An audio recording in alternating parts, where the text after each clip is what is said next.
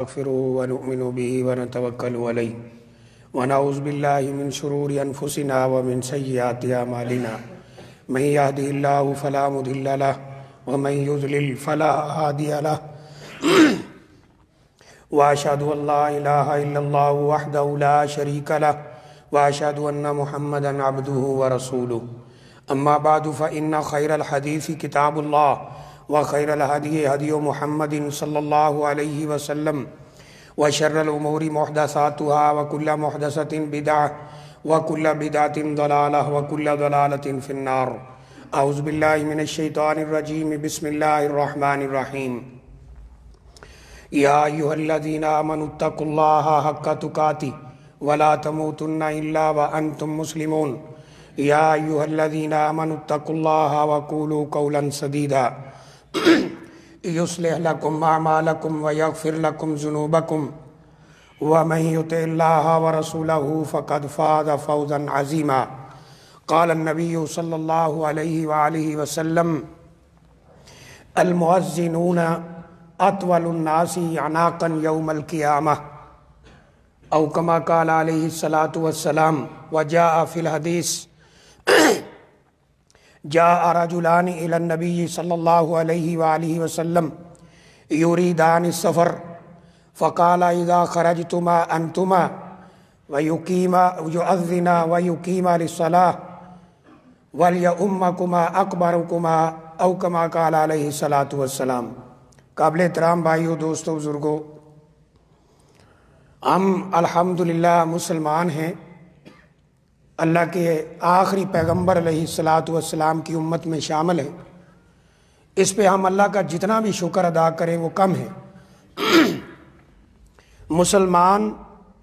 اسلامی ممالک، اسلامی معاشرہ، اس کی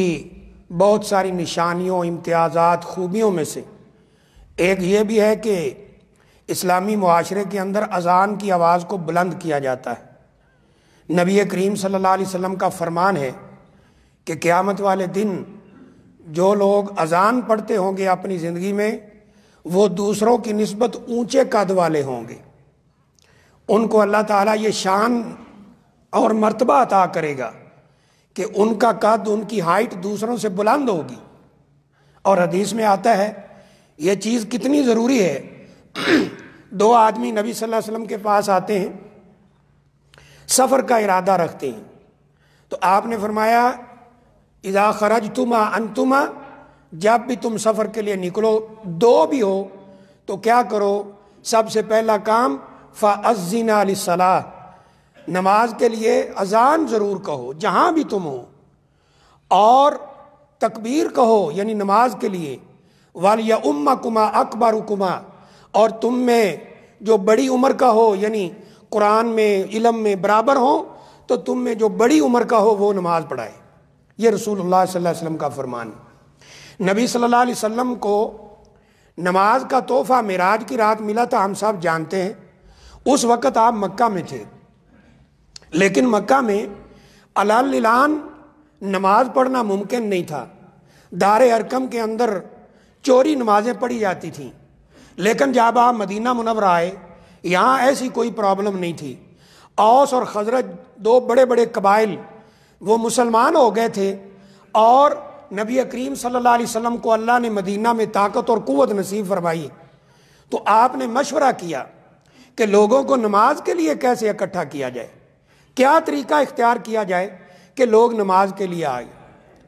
تو بعض نے کہا، بعض لوگوں نے یہ مشورہ دیا کہ ہم ایسا کریں کہ جب نماز کا وقت ہو تو آگ جلائیں، آگ النیران، آگ جلائیں اور اس کو مسجد نبوی پر بلند کر دیں، تاکہ دور دور سے، مدینہ چھوٹا سا تھا، تاکہ نظر آئے اور لوگ نماز کے لیے آ جائیں. نبی صلی اللہ علیہ وسلم نے اس کو پسند نہیں فرمایا. کہا انہا طریقۃ المجوس،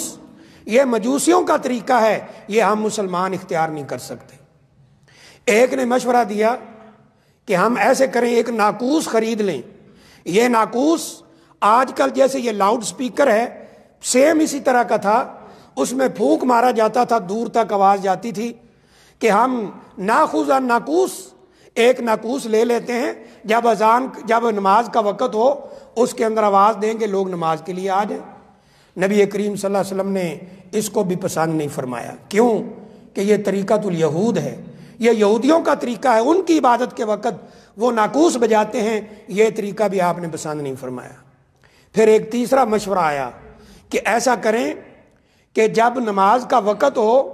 تو ہم ایک جرس گھنٹی لگا دیں، اس جرس کو ہلایا جائے سنگلی کے ساتھ، اس کی آواز دور دور تک جائے اور لوگ نماز کے لیے آ جائیں۔ نبی کریم صلی اللہ علیہ وسلم نے فرمایا یہ طریقہ بھی صحیح نہیں ہے، کیونکہ یہ عیسائیوں کا طریقہ ہے۔ اب مشورہ طے کیا ہوا ہے؟ آخر کار یہ طے ہوتا ہے کہ حضرت بلال رضی اللہ تعالیٰ عنہ مدینہ کی گلیوں میں جائیں جب نماز کا وقت ہو جائے، اور لوگوں کو کہیں الصلاۃ جامعۃ، نماز کے لیے سارے لوگ جمع ہو جاؤ۔ کچھ دن ایسے چلتا رہا۔ ایک صحابی ہیں جن کا نام ہے سید عبداللہ بن زید رضی اللہ تعالیٰ عنہ، سیدنا عبداللہ بن زید فرماتے ہیں کہ میں سویا ہوا تھا، فرأیت رجلان، میں نے دو آدمیوں کو دیکھا، علیہ ثیابان اخضران، ان کے کپڑے سبز رنگ کے پہنے ہوئے ہیں، اور ان کے پاس ایک آلہ ہے جس میں دور تک آواز جاتی ہے۔ میں نے کہا یا عباد اللہ، اے اللہ کے بندو، اتبیعون ھذا النقوس، کیا یہ بیچنا چاہتے ہو؟ ہم اس میں لوگوں کو نماز کے لیے بلایا کریں گے، الصلاۃ جامعۃ کہہ کر اس کے اندر ہم آواز دیا کریں گے، یہ مجھے بیچ دو۔ آگے سے یہ دونوں لوگ کہتے ہیں اگر ناقوس سے بہتر آپ کو کلمات بتا دیے جائیں تو کیا وہ اچھا نہیں ہے؟ سیدنا عبداللہ بن زید رضی اللہ تعالیٰ عنہ فرماتے ہیں بتاؤ کیا کلمات ہیں؟ انہوں نے کہا جب اذان کا وقت ہو جائے تو یہ کہو اللہ اکبر، اللہ اکبر، آخر تک ساری اذان پڑھ کر سنائی۔ دیکھیے اللہ کی قدرت، دیکھیے انہوں نے جب آنکھ کھولی، خواب ختم ہوا، نیند ختم ہوئی، اللہ کے فضل و کرم سے ساری اذان یاد ہو چکی تھی۔ نبی کریم صلی اللہ علیہ وسلم کے پاس آئے کہ اللہ کے رسول صلی اللہ علیہ وسلم ایسے ایسے میں نے خواب دیکھا ہے اور میں نے ناقوس خریدنے کی بات کی، انہوں نے مجھے یہ کلمات سکھائے ہیں۔ نبی کریم صلی اللہ علیہ وسلم نے جب یہ کلمات سنے آپ خوش ہوئے اور ان کلمات کو نماز کے لیے پسند فرمایا، اور کیا فرمایا کہ جاؤ سیدنا بلال رضی اللہ تعالیٰ عنہ اونچی آواز والے تھے، کہا ان کے ساتھ کھڑے ہو جاؤ، ایک ایک کلمہ اونچی جگہ پر کھڑے ہو کر ایک ایک کلمہ ان کو بتاتے جاؤ، تم ان کو بتاؤ گے وہ آگے لوگوں کو سنائیں گے اور لوگ نماز کے لیے اکٹھے ہو جائیں گے۔ جب کسی بھی صحابی کی کوئی بات، کوئی خواب نبی اکرم صلی اللہ علیہ وسلم اس کی اجازت دے دیتے ہیں تو وہ حدیث بن جاتا ہے۔ جب یہ اذان پڑھی گئی نماز کے لیے، سیدنا عمر فاروق رضی اللہ تعالیٰ عنہ دوڑ کر آئے، نبی اکرم صلی اللہ علیہ وسلم سے پوچھتے ہیں یہ کلمات کس نے سکھلائے ہیں؟ نبی کریم صلی اللہ علیہ وسلم نے فرمایا سیدنا عبداللہ بن زید رضی اللہ تعالیٰ عنہ انہوں نے اپنے خواب میں دیکھے۔ تو کہا اللہ کے رسول صلی اللہ علیہ وسلم ابھی میں بھی سویا ہوا تھا، میں نے بھی بالکل یہی الفاظ خواب کے اندر دیکھے ہیں۔ رسول اللہ صلی اللہ علیہ وسلم نے فرمایا الحمدللہ، اللہ کا شکر ہے، یعنی اب تو بات پکی ہو گئی ہے، ہم نماز کے لیے جب لوگوں کو اکٹھا کرنا چاہیں گے تو یہی اذان پڑھا کریں گے۔ اور حدیث میں آتا ہے کہ فجر کی اذان میں آپ نے الصلاۃ خیر من النوم ان الفاظ کا اضافہ فرمایا، مؤذن کو فرمایا۔ آپ کے دور میں سیدنا بلال رضی اللہ تعالیٰ عنہ اذان کہا کرتے تھے، ابی محذورہ رضی اللہ تعالیٰ عنہ اذان کہا کرتے تھے، اسی طرح عبداللہ ابن ام مکتوم یہ اذان کہا کرتے تھے۔ آپ نے ان کو فرمایا جب تم فجر کی اذان پڑھو تو یہ بھی کہا کرو الصلاۃ خیر من النوم، اے لوگو نیند چھوڑ کر نماز کے لیے آ جاؤ، نماز نیند سے کہیں بہتر ہے۔ اور یہ اذان جو اسلامی معاشرے کا شعار ہے، اس کا مطلب کیا ہے، کیا حکمت ہے اس کے اندر؟ کبھی ہم نے اس پر غور کیا؟ میرے بھائی، پہلا لفظ جو بولا جاتا ہے، جو نبی صلی اللہ علیہ وسلم کو بتایا گیا اور آپ نے امت کو حکم دیا، آپ نے سکھلایا، آپ نے بتایا، آپ نے حکم دیا، وہ اللہ اکبر، اگر اس پر غور کر لیں، نماز بھی اللہ اکبر سے شروع ہوتی ہے، اذان بھی اللہ اکبر سے شروع ہوتی ہے۔ اس کا مطلب کیا ہے؟ اے دکان پر کام کرنے والے مسلمان، اے اپنی جاب اور ڈیوٹی کرنے والے مسلمان، اے گاڑی چلانے والے مسلمان، اے کسی اور کام میں مشغول ہونے والے مسلمان، اللہ اکبر، اللہ سب سے بڑا ہے، اپنے کام کاج چھوڑ کر مسجد میں آ جاؤ۔ یہ ہے اس کی حکمت، اللہ کا اعلان، اللہ کی توحید کا اعلان، اللہ کے حکموں کا اعلان اور اللہ تعالیٰ کی فرما برداری کا اعلان اس نماز کے اندر ہوتا ہے، اذان کے اندر ہوتا ہے۔ اللہ سب سے بڑا ہے، تیرا کاروبار بڑا نہیں ہے، تیری دکان بڑی نہیں ہے، تیری ملازمت بڑی نہیں ہے، تیرا ادارہ بڑا نہیں ہے، تیرا مدیر بڑا نہیں ہے، اللہ اکبر، اللہ سب سے بڑا ہے۔ کوئی تمہیں کہتا ہے اذان کے وقت تو نہیں جا سکتا، اس کو کہو میرے رب کا حکم ہے، تو کون ہے مجھے روکنے والا؟ میں نماز پڑھوں گا، تو مجھے ملازمت سے نکالنا چاہتا ہے نکال دے، کاروبار سے نکالنا چاہتا ہے نکال دے، ملک سے نکالنا چاہتا ہے نکال دے۔ ملک سے نکلنا، کاروبار سے نکلنا، فیکٹری سے نکلنا وہ گوارا کر سکتا ہوں، لیکن میں اللہ کے حکم کو توڑنا کبھی گوارا نہیں کر سکتا۔ لیکن آج افسوس کی بات ہے، ہمارے پاس بھائی جی میرا مدیر نماز نہیں پڑھنے دیتا، میرا فورمین عیسائی ہے وہ نماز نہیں، میں نے کہا تو مسلمان ہو کے ڈرتا ہے، وہ تجھے نماز نہیں پڑھنے دیتا، کبھی تو اذان کے الفاظ پر تو غور کر۔ اللہ تعالیٰ کیا یہ تعلیم دے رہے ہیں ہمیں، اللہ اکبر، اللہ سب سے بڑا ہے، سارے کام کاج چھوڑ کر مسجد میں آ جاؤ اور یہ ایمان بنا لو میرے بھائی۔ حدیث شریف میں آتا ہے ساری دنیا مل کر تمہیں کوئی نقصان پہنچانا چاہے، رب کائنات نہ چاہے، دنیا ساری مل کر بھی تمہیں کوئی نقصان نہیں پہنچا سکتی، اور اگر سارے مل کر تمہیں کوئی نفع اور فائدہ دینا چاہیں، اللہ نہ چاہے تو کوئی نہیں دے سکتا۔ یہ اذان کا مقصد ہے میرے بھائی، اور یہ کہاں تک ضروری ہے؟ حدیث شریف میں آتا ہے، حضرت عقبہ بن عامر رضی اللہ تعالیٰ عنہ کی روایت ہے، کہتے ہیں سمعت رسول اللہ صلی اللہ علیہ وآلہ وسلم یعجب ربنا تبارک و تعالی من راعی الغنم، اللہ اس بکریاں چرانے والے سے بھی بڑا خوش ہوتا ہے۔ کون بکریاں چرانے والا؟ جب نماز کا وقت ہوتا ہے، فَيُؤَذِّنُ لِلصَّلَاةِ وَيُقِيمُ، وہ نماز کے لیے اذان کہتا ہے، تکبیر کہتا ہے، پھر جماعت کراتا ہے، نماز پڑھتا ہے، کوئی نہیں بھی ہے تو جماعت کی شکل میں وہ نماز پڑھتا ہے۔ اللہ کیا فرماتے ہیں؟ انظروا الی عبدی ھذا، میرے اس بندے کو دیکھو، یؤذن للصلاۃ ویقیم، اور اس نے نماز کے لیے اذان کہی ہے، یہ تکبیر کہہ چکا ہے، اس کی بکریاں پھیر رہی ہیں لیکن پھر بھی نماز پڑھتا ہے، یخافنی، اور مجھ سے ڈرتا ہے، تم گواہ رہنا میں نے اس کے گناہوں کو معاف کر دیا ہے، وادخلتہ الجنہ، میں نے اس کے لیے جنت کے فیصلے کر دیے۔ اور مسلمان ہو،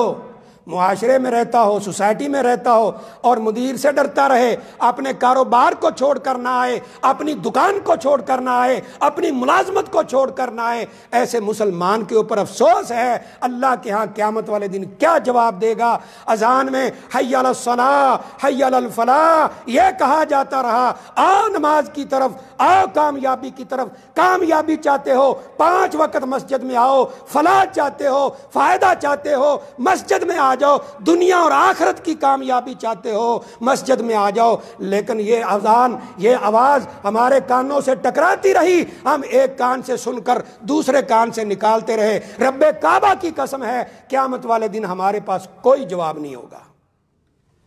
تو اللہ سے دعا ہے اللہ مجھے بھی آپ کو بھی عمل کی توفیق عطا فرمائے۔ اقول قولی ھذا واستغفر اللہ لی ولکم ولسائر المسلمین من کل ذنب فاستغفروہ انہ ھو الغفور الرحیم۔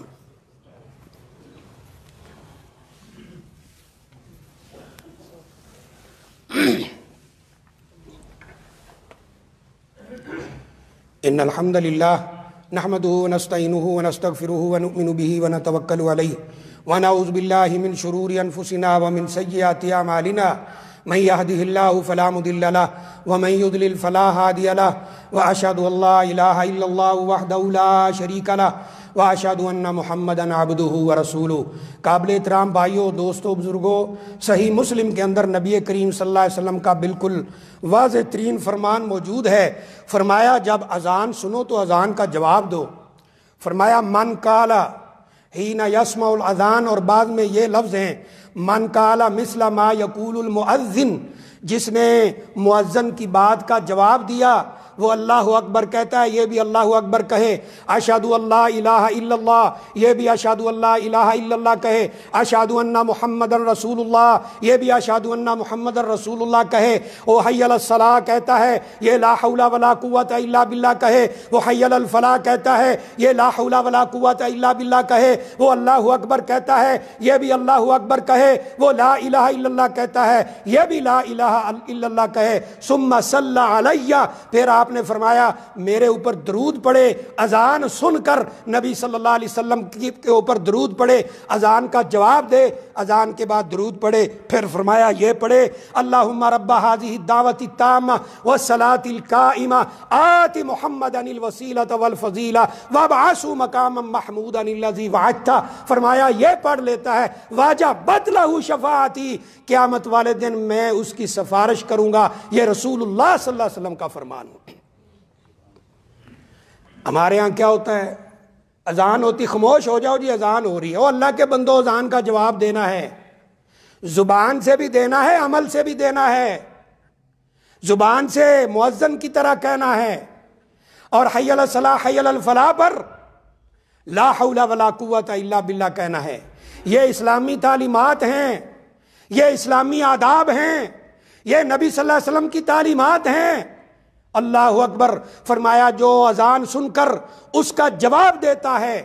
اور جواب یہ جیسے میں نے بتایا مؤذن کے ساتھ ساتھ کلمات بولتا جاتا ہے، یعنی جب وہ ختم کرتا ہے کلمہ یہ بولتا ہے حی علی الصلاۃ حی علی الفلاح پر لا حول ولا قوت الا باللہ پڑھتا ہے، اور پھر آخر میں یہ دعا پڑھتا ہے جس کے اندر ہم اپنے پیارے نبی صلی اللہ علیہ وسلم کے لیے دعا کرتے ہیں، یا اللہ قیامت والے دن انہیں مقام محمود عطا فرما۔ پوچھا گیا تھا اس دعا میں جو وسیلہ اور مقام محمود کا لفظ آیا ہے اس سے کیا مراد ہے؟ فرمایا یہ وہ مقام ہے، یہ وہ مرتبہ ہے، یہ وہ فضیلت ہے جو قیامت والے دن کسی کو نصیب نہیں ہوگی سوائے میرے نبی صلی اللہ علیہ وسلم نے فرمایا، اور یہ کیا ہے کہ میں لوگوں کی سفارش کروں گا، جب سارے انبیاء جواب دے جائیں گے معذرت کر لیں گے، میں سفارش کروں گا، سجدے میں گر جاؤں گا، یا اللہ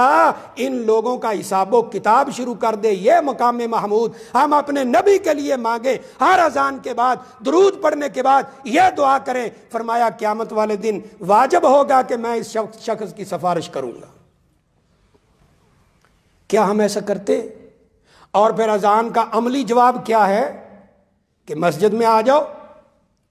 مسجد میں آؤ، اگر ابھی ٹائم باقی ہے تو نبی صلی اللہ علیہ وسلم نے کیا فرمایا ہے، اگر تو نماز سنتوں والی ہے تو سنتے پڑھیں، اور اگر نہیں تو فرمایا الدعاء لا يرد بین الاذان والاقامہ، دعا اذان اور اقامت کے درمیان کبھی رد نہیں ہوتی ہے۔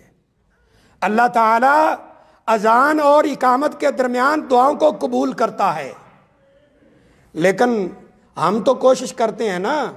جمعہ ہو یا نماز ہو، سب کی بات نہیں ہے، اوور حال میں بات کر رہا ہوں، ہماری کوشش یہی ہوتی ہے جب جمعہ کی نماز کھڑی ہونے لگے تب ہی جائیں، نماز بھی بس تکبیر ہی ہو تو ہم پہنچے، اگر جانا بھی ہے اللہ اکبر۔ تو میرے بھائی یہ اللہ تعالیٰ کی طرف سے اعلان ہے، نبی کریم صلی اللہ علیہ وسلم کا حکم ہے، صحابہ اکرام کا عمل ہے، ائمہ دین کا عمل ہے، امت کے محدثین فقہا ان کا یہ عمل ہے کہ معاشرے کے اندر، اسلامی معاشرے میں اذان کی آواز کو بلند کیا جائے، اور جب اذان کی آواز کو بلند کیا جائے اپنے سارے کام کاج چھوڑ کر مسجد کے اندر آیا جائے۔ نبی کریم صلی اللہ علیہ وسلم نے اس کو جاری فرمایا ہے میرے بھائی، مدینہ منورہ میں جاری فرمایا ہے، اور یہاں تک دیکھیں کہ اکیلا بھی انسان ہو پہاڑوں کے اندر اور بکریاں چراتا ہو، اس کے ساتھ کوئی اور نہ ہو، اس کو بھی ترغیب دی گئی ہے کہ وہ اذان کہے اور پھر جماعت کرائے۔ اس کا نتیجہ کیا ہوگا، اس کی فضیلت کیا ہوگی، اس کو ثواب کیا ملے گا، اللہ تعالیٰ کے رسول صلی اللہ علیہ وآلہ وسلم فرماتے ہیں، اللہ اس بندے کی طرف مخاطب ہو کر اشارہ کر کے کہتا ہے انظروا الی عبدی ھذا، اس میرے بندے کو دیکھو، یعذن و یقیم للصلاۃ، اس نے اذان پڑھی ہے، اس نے اقامت کی ہے، و یخاف منی، اور مجھ سے ڈرتا ہے، یاد رکھو میں نے اس کے گناہوں کو معاف کر دیا ہے، قد غفرت لہ و ادخلت الجنہ، میں نے اس کے گناہوں کو بھی معاف کر دیا ہے اور میں نے اسے جنت کے اندر داخل کر دیا ہے۔ اب ہمارے ہاں تو بعض ایسے بدبخت بھی مسلمان ہیں، وہ آ کے کئی دفعہ سوال کرتے، یہ جو صبح کی اذان ہوتی ہے نا، میں نے کہا جی بچے بڑے ڈر جاتے ہیں ہمارے، ہم خود بڑے ڈر جاتے ہیں، اللہ اکبر۔ ایسے بھی مسلمان دنیا میں موجود ہیں۔ بخاری شریف کے اندر حدیث ہے، نبی کریم صلی اللہ علیہ وسلم فجر کے وقت جب کسی علاقے پر حملہ کرتے تھے تو رات کو وہاں پہنچتے تھے اور فجر کے وقت حملہ کرتے تھے، اگر اس پوری بستی سے ایک شخص بھی اذان کی آواز بلند کرتا تھا، آپ پوری بستی کو معاف کر دیتے تھے، اس پہ حملہ نہیں کرتے تھے۔ یہاں یہ مسلمان ہیں، ہم سب اس میں شریک ہیں، اذان سنتے رہتے ہیں، یہاں دیکھتے ہیں ہم واللہ کہ اذان ہوتی ہے، آپ کو پتہ ہے بازار بند ہو جاتے ہیں، دکانیں بند ہو جاتی ہیں، تو بعض بھائیوں کو دیکھا، یقین کریں کہ اتنا افسوس ہوتا ہے، اتنا افسوس کہ وہاں وہ ایک بکالہ ہے، اس کے قریب نا انہوں نے یہ بلدیہ کا رکھا ہوا ہے گند ڈالنے کے لیے، کوڑا کرکٹ گند، بدبو اور سمیل آ رہی ہوتی ہے، اذان ہوگی ہے، بازار بند ہے، ادھر مسجد کھلی ہے، مسجد کے ساتھ ہی یہ بکالہ پیچھے تھوڑا سا، اور وہاں کھڑے ہیں بدبو کے ساتھ، وہاں کھڑے ہیں جناب، کوئی ادھر بیٹھا ہے، کوئی ادھر بیٹھا ہے، کوئی مجھے دیکھے گا کیا کہے گا، اور نماز پڑھو، وہاں 15-20 منٹ بیٹھ کر بدبو لے رہے ہیں، لیکن اللہ کے گھر میں آنے کے لیے تیار نہیں ہے۔ کہا بھی آئے نماز پڑھیں، مجھے ہمارے کپڑے پلیت ہیں، کپڑے پلیت نہیں ہیں، کپڑے ٹھیک ہے، تو کپڑے ٹھیک نہیں ہیں، کپڑے تو ٹھیک ہے، نیت ٹھیک نہیں ہے۔ یہ تو آنکھیں اس وقت کھلیں گی نا جب اللہ تعالیٰ قیامت والے دن سوال کرے گا، جب تم المرسلین، بتاؤ تم نے میرے نبیوں کی دعوت پر کس طرح لبیک کہا تھا۔ نبی کریم صلی اللہ علیہ وسلم نے نا مدینہ میں آتے ہی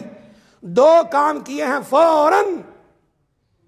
نمبر 1، آپ کو پتہ ہے پہلے آپ قباء میں ٹھہرے ہیں، قباء میں مسجد بنوائی، پھر آپ مدینہ منورہ آئے، وہاں سب سے پہلا کام مسجد بنوائی، اور پھر اس کے لیے اس کوشش میں لگ گئے کہ لوگوں کو نماز کے لیے کیسے اکٹھا کیا جائے۔ تو جب یہ اذان کے الفاظ سنے، ان کو فوراً پسند فرمایا۔ میں اللہ تعالیٰ سے دعا کرتا ہوں اللہ تعالیٰ ہمارے حال پر رحم فرمائے، اللہ تعالیٰ ہمیں ان چیزوں کی قدر کرنے کی توفیق عطا فرمائے، ہمیں پکا سچا نمازی بنائے، اور اللہ تعالیٰ ہمیں سنتوں کے اوپر عمل کرنے کی توفیق عطا فرمائے۔ یہ صحیح مسلم کی روایت میں نے پڑھی ہے نا بھائیو، یہاں اگر صحیح مسلم ہو تو دیکھ لینا، اذان کا باب نکال کر کہ نبی صلی اللہ علیہ وسلم نے فرمایا جو اذان سنے پھر مؤذن کا جواب دے، پھر میرے اوپر درود پڑھے، پھر یہ دعا پڑھے، اس کے لیے سفارش میں کروں گا۔ ہم نے کہا نہیں، ہم اذان کے بعد درود نہیں پڑھیں گے کیونکہ آپ کا فرمان ہے، ہم ایک اپنا درود بنائیں گے میڈ ان انڈیا، اور اسے اذان سے پہلے پڑھیں گے، جو آپ نے نہیں پڑھا، آپ کے صحابہ نے نہیں پڑھا، ائمہ دین نے نہیں پڑھا، محدثین اور فقہاء نے نہیں پڑھا، وہ بنائیں گے اور وہ پڑھیں گے۔ آپ والا کیوں پڑھیں؟ اور آپ نے بعد میں کہا ہے تو ہم پہلے پڑھیں گے۔ اللہ اکبر۔ اور نبی صلی اللہ علیہ وسلم نے اس لیے فرمایا نا، من وقر صاحب البدع، جو کوئی بدعتی کی تعظیم کرتا ہے نا، اس طرح کے کام کرنے، ہاں جس نے اچھا کیا ہے اس نے تو یہ الٹا کام کیا ہی کیا ہے، اور جو اس کی تعظیم کرتا ہے، فرمایا فقد اعان علی ہدم الدین، اس نے دین کی عمارت کو گرانے میں سب سے بڑا کام کر دیا۔ اللہ سے دعا ہے اللہ عمل کی توفیق عطا فرمائے۔ عباد اللہ ان اللہ وملائکتہ یصلون علی النبی یا ایھا الذین آمنوا صلوا علیہ وسلموا تسلیما اللہم صل وسلم علی نبینا ورسولنا وحبیبنا محمد اللہم ارض عن خلفاء الراشدین ابی بکر وعمر وعثمان وعلی وعن سائر الصحابة اجمعین اللہم انصر الاسلام والمسلمین اللہم اذل الشرک والمشرکین اللہم دمر اعداءک اعداء الدین اللہم انصر اخواننا المجاہدین فی کل مکان اللہم انصرهم علی عدوک وعدوہم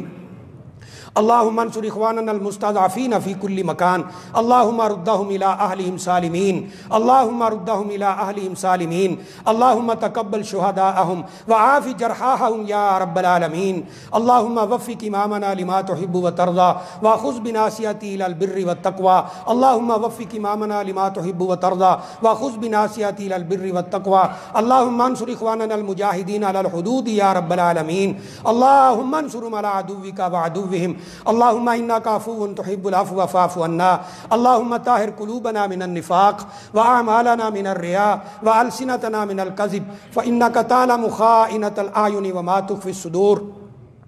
اللہم انک عفو کریم تحب العفو فاعف عنا ربنا ظلمنا انفسنا وان لم تغفر لنا وترحمنا لنکونن من الخاسرین ربنا آتنا فی الدنیا حسنہ وفی الآخرۃ حسنہ وقنا عذاب النار عباد اللہ ان اللہ یأمر بالعدل والإحسان وإیتاء ذی القربى وینہی عن الفحشاء والمنکر والبغی یعظکم لعلکم تذکرون سبحان ربک رب العزۃ عما یصفون وسلام علی المرسلین والحمد للہ رب العالمین.